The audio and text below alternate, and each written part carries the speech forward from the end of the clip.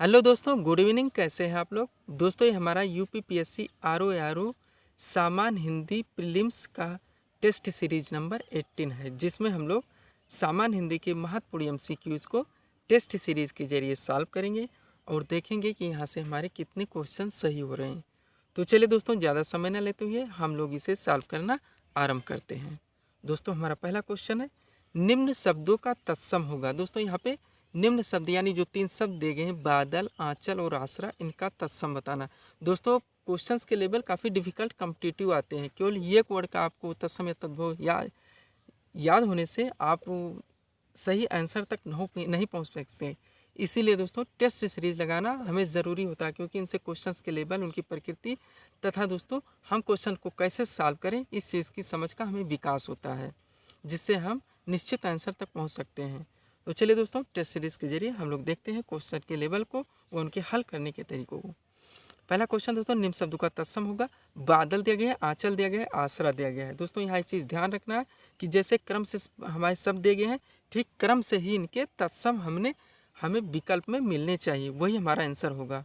तो बादल का दोस्तों वारिद होता है, तो वारिद किसमें वारिद ये में भी है और सी में भी है, यानी इसी में हमारा आंसर होगा। दो तो हमारे पहले ही कट जाएंगे, क्योंकि मेघ और अंचल नहीं होगा। सबसे पहला बादल है, तो सबसे पहले हमें विकल्प में पहला तत्सम इसका मिलना चाहिए बादल का, उसके बाद आंचल का मिलना चाहिए, फिर आसरा का मिलना चाहिए। फिर देखते हैं दूसरा आंचल दिया गया, तो आंचल का क्या होता है दोस्तों, तत्सम अंचल होता है। अब आंचल का अंचल देखेंगे किस में है, तो ये में है नहीं दोस्तों, ये भी हमारा कट गया। तो हमारा आंसर निकल आया दोस्तों बिल्कुल आराम से, इजी तरीके से, सी, यानी बादल का वारिद हो गया, आंचल का अंचल हो गया। अब आसरा का ना भी पता होता दोस्तों, तो हम लोग निश्चित आंसर तक पहुँच चुके हैं कि आसरा का तत्सम आश्रय होता है। ठीक दोस्तों, डी में आप लोग देख रहे हैं अंचल भी दिया गया, आश्रय वारिद दिया गया, लेकिन ये क्रम से नहीं दिया गया, इसलिए हमारा डी नंबर विकल्प यहाँ पे गलत हो रहा है। हमारा आंसर हो रहा है विकल्प नंबर सी। नेक्स्ट देखेंगे क्वेश्चन नंबर 2 को। 2 नंबर है दोस्तों, तद्भव शब्दों का चयन करना है यहाँ पे हमें, यानी इसमें चारों विकल्प में एक शब्द तद्भव है, वो कौन सा है वो हमें निकालने हैं। ये दोस्तों अगम्य दिया गया है, जो कि एक तत्सम शब्द है, तो यहाँ पे हमारा ये विकल्प गलत हो जाएगा। बी देखते हैं अग्नि, तो अग्नि भी दोस्तों एक तत्सम शब्द है, ये भी हमारा आंसर नहीं होगा। अंधकार, अंधकार भी दोस्तों एक तत्सम शब्द है, तो ये भी नहीं होगा, क्योंकि हम लोग जानते हैं अंधकार का क्या होता है, अंधेरा होता है, तद्भव। सूखा, सूखा दोस्तों ये एक तद्भव शब्द है, सूखा एक तद्भव शब्द है, तो हमारा आंसर निकल आएगा दोस्तों विकल्प नंबर डी, यहाँ पे तद्भव शब्द सूखा है। नेक्स्ट देखेंगे क्वेश्चन नंबर 3 को। 3 नंबर है, तद्भव शब्दों का शुद्ध जोड़ा है। ऐसे भी क्वेश्चन दोस्तों पूछे जाते हैं। अब यहाँ पे हमें तद्भव शब्दों का जोड़ा बताना है कि कौन सा इसमें जोड़ा है जो शुद्ध है, सही है, और वो तद्भव शब्दों का जोड़ा है क्वेश्चन नंबर 3 में। तो विकल्प में दोस्तों ग्राहक दिया गया है, योगी और जतन दिया गया है, बी नंबर में दुर्बल दिया गया है, स्वर्ग दिया गया है, सोना, सी में गर्दन, गरज और मक्खी दिया गया है, डी में गोरा, कीड़ा और चरण दिया गया है। हम लोगों को यहाँ पे तद्भव शब्दों का शुद्ध जोड़ा बताना है। तो ये में देखते हैं दोस्तों, ग्राहक तो ठीक है दोस्तों, यहाँ तक योगी दिया गया है, योगी दोस्तों ग्राहक भी आपका तत्सम होगा, योगी नहीं दोस्तों, यहाँ पे जोगी होता है, तो ये हमारा बिल्कुल कट गया तुरंत ही। दुर्बल है, स्वर्ग है और सोना है दोस्तों, तो ये तीनों आपके शुद्ध जोड़े नहीं है तद्भव के, तो ये भी आपके कट जाएंगे। सी नंबर देखिए, गर्दन है, गरज है और मक्खी है, गर्दन, गरज और मक्खी, तो दोस्तों गर्दन भी आपका तद्भव है, गरज भी आपका तद्भव है और मक्खी भी दोस्तों आपका तद्भव है, यानी हमारा आंसर मिल चुका है दोस्तों विकल्प नंबर सी, गर्दन, गरज और मक्खी, ये तीनों दोस्तों तद्भव शब्द है, यानी हमारा आंसर होगा विकल्प नंबर सी। डी नंबर देखते हैं दोस्तों, तो गोरा है, कीड़ा है और चरण, ये दोस्तों आपके सम्मिलित नहीं है, यानी तद्भव भी है, तत्सम भी है, तो ये भी आपका कट जाएगा, यानी हमारा आंसर होगा दोस्तों विकल्प में सी। क्वेश्चन को जल्द करने का प्रयास कीजिए दोस्तों, तद्भव तत्सम के हम और भी टेस्ट सीरीज दे चुके हैं, जहाँ से दोस्तों सारी चीज़ें आपको मिल जाएंगी। नेक्स्ट देखेंगे अगला क्वेश्चन। क्वेश्चन है दोस्तों, वार्तालाप का सही संधि विच्छेद बताइए। वार्तालाप का सही संधि विच्छेद होगा, ये नंबर है दोस्तों वार्ता प्लस लाप, बी है वार्ता प्लस आलाप, सी नंबर है वार्ता प्लस आलाप, डी नंबर है वार्ता प्लस आलाप। तो हमें बताना दोस्तों वार्तालाप का सही संधि विच्छेद क्या होगा। तो यहाँ पे हमारा आंसर होगा दोस्तों वार्ता प्लस लाप होगा नहीं, क्योंकि बनेगा नहीं दोस्तों, यहाँ पे बड़ा प्लस बड़ा आए बराबर बड़ा होना चाहिए। बी नंबर पे वार्ता प्लस आलाप नहीं होगा दोस्तों, आलाप होना चाहिए। सी नंबर में देखेंगे तो वार्ता तक तो ठीक है दोस्तों, लेकिन अलाप नहीं होगा, आलाप होगा, क्योंकि बड़ा प्लस बड़ा आ फिर वार्तालाप बनेगा दोस्तों। बड़ा आ प्लस बड़ा आ बराबर बड़ा होगा। तो डी नंबर देखेंगे वार्ता प्लस आलाप, ये हमारा बनना है दोस्तों। वार्ता प्लस आलाप बराबर वार्तालाप। इसमें अगर संधि की बात करें दोस्तों, तो यहाँ पे हम लोग देखेंगे कि बड़ा आ प्लस बड़ा आ बराबर बड़ा आ बनना है। तो हमारा यहाँ कौन सा संधि होगा? दीर्घ स्वर संधि होगा, दीर्घ स्वर संधि। नेक्स्ट देखेंगे अगला क्वेश्चन, क्वेश्चन नंबर 5। नायक, नायक में संधि होगी। यहाँ पे हमें क्यों संधि बताना है दोस्तों, तो हम थोड़ा सा इसको जान लेते हैं। नायक कैसे दोस्तों, इसका संधि विच्छेद करेंगे तो नय प्लस अक बनेगा, नय प्लस अक बनेगा बराबर नायक होगा। यानी ये के स्थान पर आपका आय हो जाएगा, ये के स्थान पर आपका आय हो जाएगा। तो इस तरह से अगर इसमें संधि की बात करें तब कौन सी संधि बनेगी दोस्तों? अयाध संधि बनेगी, अयाध संधि। स्वर संधि के सारे दोस्तों ये उदाहरण है। गुण, यण, वृद्धि, आप लोग जानते हैं ये 5 होते हैं, दीर्घ, गुण, वृद्धि, यण संधि और अयाध, इस तरह से 5। लेकिन इसमें दोस्तों अगर आपको पूछा जाए अंदर से तो आपका अयाध संधि हो रहा है, नायक में अयाध संधि हो रहा है। नेक्स्ट देखेंगे 6 नंबर क्वेश्चन, निंदा, निंदा का सही विलोम बताना है दोस्तों। तो क्या होगा? स्तुति। निंदा की विलोम क्या होता है? स्तुति। लेकिन स्तुति 2 दिया गया है, हम लोग को देखना है वर्तनी की दृष्टि यहाँ देखना है दोस्तों। ये भी चीज़ें आपको ध्यान रखनी चाहिए कि दोस्तों वर्तनी से हमें चीज़ें आती हुई वर्तनी का सही ज्ञान ना होने के कारण हमसे आंसर गलत हो जाते हैं। तो सही वर्तनी क्या होगी स्तुति की? विकल्प नंबर डी, यानी हमारा आंसर होगा दोस्तों यहाँ पे विकल्प नंबर डी, निंदा के विलोम स्तुति। नेक्स्ट देखेंगे 7 नंबर क्वेश्चन, ताप, कड़ुआ, सम, 3 शब्द दिए गए हैं दोस्तों। क्या पूछा जा रहा है? का कर्मागत विलोम बताना है। ताप, कड़ुआ और सम का कर्मागत, यानी तीनों का विलोम होना चाहिए जो कि कर्मागत होना चाहिए। 7 नंबर क्वेश्चन है दोस्तों हमारा। तो देखते हैं ताप का क्या होता है दोस्तों। सबसे पहले ये जानने की कोशिश करेंगे हम लोग। तो ताप का होता है दोस्तों शीत, ताप का शीत होता है। अब हम लोग विकल्प में चलेंगे। तो ताप का शीत दोस्तों हमारे को बी में मिल रहा है, यानी हमारा आंसर मिल चुका है दोस्तों। 7 नंबर में हमारा आंसर मिल चुका है। ताप का शीत होता है ये की निकालने से, यानी ये तीनों गलत हो चुके हैं। हमारा आंसर मिल चुका है विकल्प नंबर बी। कड़ुआ का मीठा होता है, सम का विषम होता है, यानी शीत, मीठा और विषम, ताप, कड़ुआ, सम का विलोम होगा। नेक्स्ट देखेंगे 8 नंबर क्वेश्चन।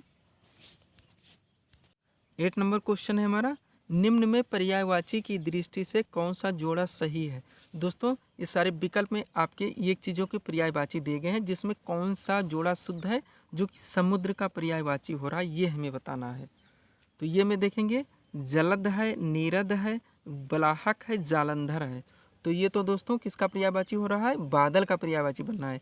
जलद, नीरद, बलाहक और जालंधर, तो बादल का है, तो हमारे ये आंसर गलत हो जाएगा। दूसरा देखेंगे बी नंबर विकल्प, तो सरोवर है, जलाशय है, ताल है और पुष्कर है। ताल से तो ऐसे ही मिलेगा दोस्तों, तालाब का पर्यायवाची है किसका? तालाब का, यानी हमारा बी भी नहीं होगा, हमें समुद्र का बताना है। सी नंबर देखेंगे रत्नाकर है, जलधि है, सिंधु है, नदीस है। तो रत्नाकर दोस्तों समुद्र का ही है, जलध भी समुद्र का है, सिंधु भी समुद्र का है, नदीस भी समुद्र का है, यानी हमारा आंसर मिल चुका है दोस्तों विकल्प नंबर सी। यहाँ पे हमारा आंसर हो रहा है नदीस, समुद्र का विलोम रत्नाकर, जलध, सिंधु और नदीस। तो इस तरह से दोस्तों समुद्र के हमारे पर्यायवाची यहाँ पे विकल्प नंबर सी में मिल रहा है। हमारा आंसर हो रहा है यहाँ पे विकल्प नंबर सी। डी देख लेते हैं थोड़ा सा, जीवन है, वार्य है, अम्बु है, नीर है। तो ये तो दोस्तों जल का पर्यायवाची है। तो हमारा आंसर मिल चुका है दोस्तों, क्या बनना है यहाँ पे? समुद्र का पर्यायवाची विकल्प नंबर सी, रत्नाकर, जलध, सिंधु और नदीस। नेक्स्ट देखेंगे 9 नंबर क्वेश्चन, शुद्ध वर्तनी का चयन करना दोस्तों। यहाँ वर्तनी आप लोग जानते हैं कि आपके आर.ओ. यूपीपीएससी द्वारा जो कराया जा रहा है उसमें दोस्तों आपके 60 क्वेश्चन पूछे जाते हैं, जो 1 घंटे का होता है, जिसमें आपके 6 चैप्टर शामिल है। प्रत्येक चैप्टर से आपके 10-10 क्वेश्चन पूछे जाएंगे।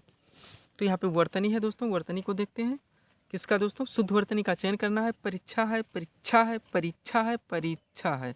तो कौन सा शुद्ध होता है दोस्तों? विकल्प नंबर डी होता है। काफ़ी इजी क्वेश्चन है दोस्तों, यानी हमारा आंसर होगा विकल्प नंबर डी, परीक्षा। नेक्स्ट देखेंगे 10 नंबर क्वेश्चन, निम्न में वर्तनी की दृष्टि से शुद्ध जोड़ा बताना है दोस्तों। अब यहाँ भी हमें शुद्ध जोड़ा बताना है।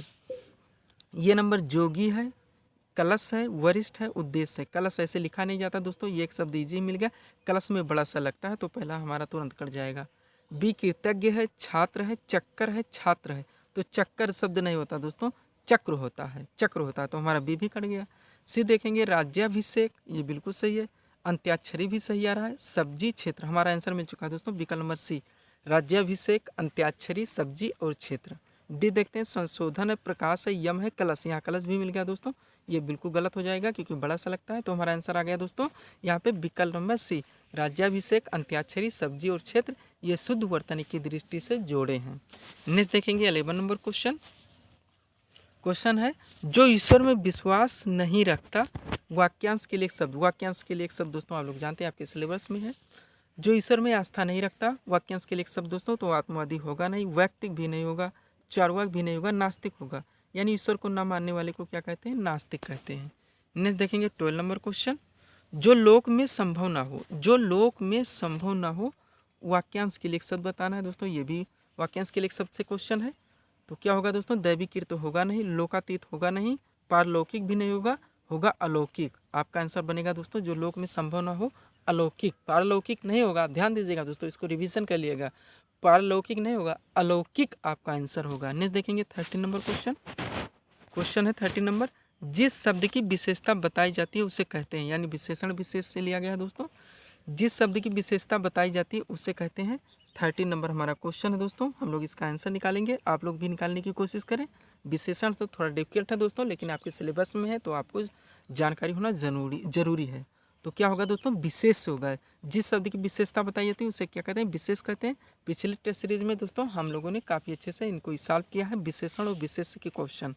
अगला देखेंगे 14 नंबर क्वेश्चन दोस्तों, और इस सीरीज़ का सेकंड लास्ट क्वेश्चन। सब्सक्राइब करें दोस्तों आप हमारे चैनल शिव कृपा क्लासेस को इसी तरह की वीडियोस के लिए। क्वेश्चन दोस्तों, हरियक किस प्रकार की विशेषण है? हरियक से आप समझ लीजिए दोस्तों, बार बार हम लोगों ने इस पर बात किया है। हरियक, हरियक का मतलब प्रत्येक को ये बोधित कर रहा है, तो हमारा कौन सा होगा? प्रत्येक बोधक, यानी विकल्प नंबर सी यहाँ पे हमारा आंसर होगा, हरियक, प्रत्येक। नेक्स्ट देखेंगे 15 नंबर क्वेश्चन, और इस सीरीज का दोस्तों लास्ट क्वेश्चन। क्वेश्चन है दोस्तों, दुष्ट आदमी, दुष्ट आदमी में किस प्रकार का विशेषण है दोस्तों? दुष्ट आदमी मतलब उसका विशेषता बता रहा है दोस्तों, कैसा है? दुष्ट है, तो कौन सा विशेषण बनेगा दोस्तों? गुणवाचक बनेगा, यानी वहाँ पे गुण उसका बताया जा रहा है कि कैसा है, तो दुष्ट है। तो दुष्ट आदमी में कौन सा विशेषण होगा? गुणवाचक, परिमाणवाचक, सर्वनामिक, निजवाचक ऐसा कुछ होगा नहीं। दुष्ट आदमी में आपका गुणवाचक विशेषण होगा, क्योंकि उसकी विशेषता डायरेक्ट बताई जा रही है कि दुष्ट है, उसका गुण बताया जा रहा है।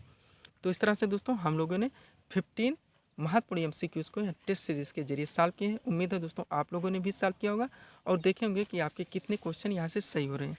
तो इसी तरह के वीडियोस के लिए दोस्तों आप हमारे चैनल शिव कृपा क्लासेस से जुड़े, चैनल को सब्सक्राइब करें, शेयर करें, लाइक करें। मिलते हैं दोस्तों अगले टेस्ट सीरीज़ के साथ जो हमारा करंट अफेयर्स का होगा। Thanks for watching.